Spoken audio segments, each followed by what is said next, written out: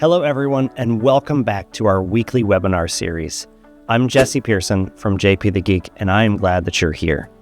Last week, we simplified the world of compliance, HIPAA, FTC safeguards, PCI, and showed how small businesses can protect sensitive data without drowning in complexity. This week, we're going to take a big picture view and talk about something every business leader needs to think about: future-proofing your business with IT strategy. Here's the reality. Technology is no longer just support for your business. It is your business. From communications to operations to sales and customer service, everything depends on IT working well. The problem is, many small businesses approach IT reactively. Fix it when it breaks, upgrade only when forced. That might work short-term, but it leaves you vulnerable to downtime, inefficiency, and getting left behind by competitors who are thinking strategically. So today we'll cover why IT strategy is essential for business growth, the most common IT mistakes small-medium businesses make, practical steps to future-proof your business with a smart IT plan. Think about IT like the foundation of a house. You don't notice it when it's strong, but when it's weak, the cracks show everywhere.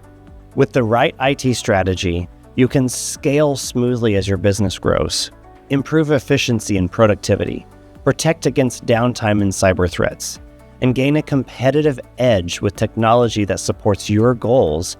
Without it, you risk constant firefighting, unexpected costs, and missed opportunities.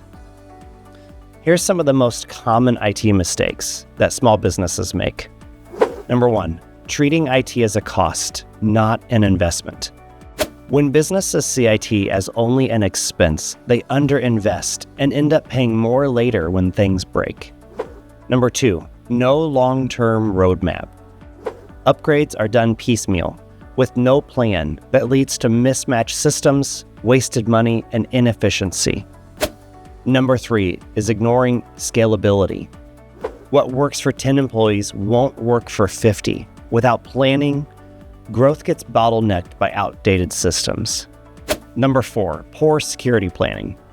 Adding tools without considering cybersecurity leaves gaps that attackers love to exploit.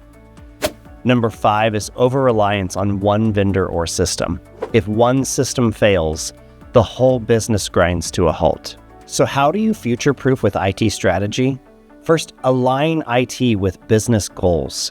Your IT should support where you're going, not just where you are. If your plan is to double your customer base in 3 years, your systems need to be ready for that. Number 2, build in redundancy and resilience. Think backups, failover systems, and disaster recovery. Downtime isn't optional. It's something you can plan to minimize. Number 3, embrace the right cloud strategy. Cloud solutions can provide flexibility, scalability, and cost control, but the key is choosing the right mix of cloud, hybrid, or on-premise for your needs. Number 4, standardize and simplify. Too many systems create complexity. Standardizing on a set of tools makes support easier, security stronger, and employee training faster. Number 5, review and update regularly. Technology changes so fast.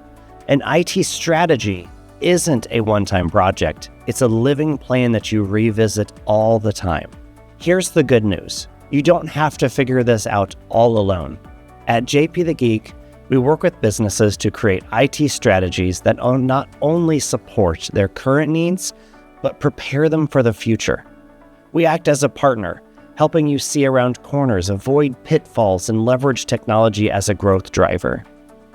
So to recap, future-proofing your business with IT strategy means aligning your technology with your goals, building in resilience, and planning ahead so that growth doesn't become a roadblock.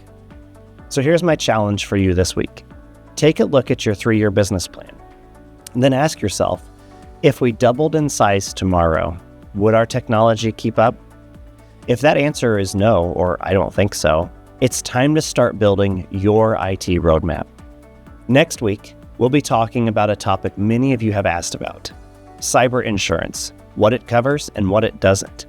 This will be an eye-opener, especially if you think your current policy is enough.